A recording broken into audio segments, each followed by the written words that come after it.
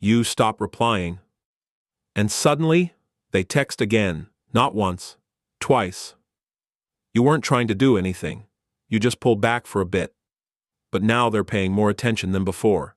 You've seen this happen. You take longer to reply. They respond faster. You disappear for a while and they check in. You act a little distant. And suddenly their behavior shifts. More effort, more curiosity, more attention. What's going on here? Because the reason has nothing to do with attraction. You notice it clearly. They reach out again. They double text. They try to restart the conversation. Their tone changes. They become more engaged. They start noticing you more. Sometimes, they even break their usual behavior just to get your attention back. And here's the strange part. You didn't add anything. You removed something. That's when the shift happens. Not when you give more, but when something expected disappears. Most people miss this. They think it's about saying the right thing, doing the right thing, being more interesting. But that's not what triggered the reaction. It was the break. And once you see this pattern, you start noticing it everywhere, not just in others, in yourself too. Because this isn't about them changing, it's about what happens when a pattern gets interrupted. And once you see it, you can't unsee it. Next, you'll start noticing exactly where this shows up in real life, in ways you usually ignore. You've already seen the shift. Now start noticing where it actually happens. It's subtle, but once you catch it, it's everywhere. You send a message. They usually reply fast. This time, they don't. At first, it's nothing. You tell yourself they're busy. Then, you check your phone. No reply. You check again. Now you're thinking about it. That shift is the pattern, or this. Someone always watches your stories, likes your posts, engages. Then one day, nothing. No view, no like, no signal. You notice it instantly. Not because it matters that much, but because something changed. That shift is the pattern, or in a conversation. They're engaged, asking questions, fully present. Then suddenly, short replies, less energy, a bit distant. You feel it. Now you're adjusting what you say, thinking about what changed. That shift is the pattern. Even at work. You're used to feedback, comments, direction. Then it stops. No feedback. No reaction. Now you're overthinking everything you did. Was it good? Was it bad? Did something change? That shift is the pattern. It's not the attention that pulls you in. It's the moment it becomes unpredictable. Expectation, break, reaction. And the uncomfortable part? You've done this too. Checked your phone for no reason. Replayed a conversation. Focused on someone just because they pulled back.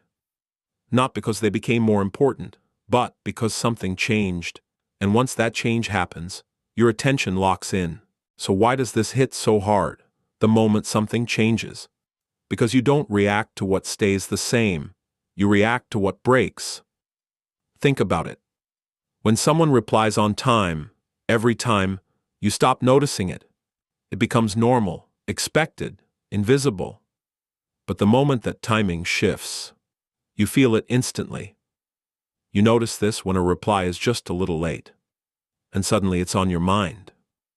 Or when someone is always consistent, same tone, same energy, and then one interaction feels slightly off.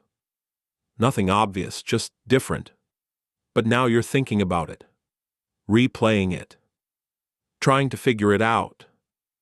You notice this when something small changes, and your attention spikes for no clear reason. Not because it's important, but because it's incomplete. Your mind is always predicting what should happen next. Reply times, behavior, they patterns, and when those predictions are met, you relax. But when they break, your focus locks in. You're not reacting to them. You're reacting to the gap. That's why a simple delay feels bigger than it is. Why a small change sticks in your head. Why you start analyzing something you would normally ignore. Nothing major happened, just a break in the pattern. and now your mind is trying to close it. Once you notice this, you start catching those moments in real time, when your attention shifts, not because something became important, but because something became uncertain.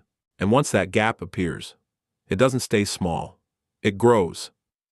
First, you notice the delay, just a small break, nothing serious. Then you check your phone, still nothing. Now you're thinking, maybe they're busy. But you check again anyway, a little later. It's still on your mind. You replay the last message, the tone, what you said. Now you're trying to figure it out. Did I say something wrong? Did something change? Curiosity turns into overthinking. Overthinking turns into fixation. You open the chat again. Scroll up. Look for something you missed. Even though a few minutes ago, you didn't care at all, that's how the loop builds. One small break pulls your attention in. Then your mind keeps feeding it. More thoughts. More checking. More focus. Now it's not just a delay, it's in your head. And here's the uncomfortable part. Your attention is no longer fully under your control. You're not choosing to think about it. It just keeps coming back. In the middle of something else, you check again. Same thing happens everywhere. A slight change in someone's behavior, and suddenly you're analyzing them. A small gap at work. And now you're second-guessing everything. The pattern escalates quietly. You don't notice it building until it's already taken over your focus. And the more this happens, the faster it happens next time. Less delay, more reaction, stronger pull. All from something small. A break in what you expected. That's how attention gets hijacked. Not by something big, but by something that changed. The moment you catch this pattern in yourself, everything changes. You start noticing sudden spikes in attention. Moments your brain treats as unfinished business. At work. A late reply from your boss. With friends. Someone disappears from the chat for hours. Online. A follower stops interacting for a day. Pause. Look. Ask yourself, is this really important, or is my brain chasing uncertainty? Here's the simple skill that takes back control. Notice it. Label it. Pause. That's it. The moment you do this, the loop loses power. Your focus is no longer hijacked. You can finally separate real problems from brain-made tension. And here's the bonus. You start seeing it in others too. Those confusing interactions suddenly make sense. The small inconsistencies that used to stress you out no longer control you. You're not just understanding psychology anymore. You're ahead of most people, seeing behavior and your own reactions with clarity. Once you develop this, these loops lose their hold, and you take back control of your attention. Notice it. Label it. Pause. Power, not advice. By now you've felt it. Those tiny gaps, the subtle breaks in expectation, silently hijacking your focus before you even notice. The startling part? You've been experiencing these loops every day without realizing it. It's not people, it's your brain reacting automatically to uncertainty. Predictable things fade into the background. Unpredictable things pull your attention like a magnet. These loops aren't rare. They're everywhere. The real power, spotting them, observing without being pulled in. Once you catch them, you start seeing your own blind spots. Patterns in others, at work, in relationships, all without losing control. Miss them, and your focus keeps being hijacked.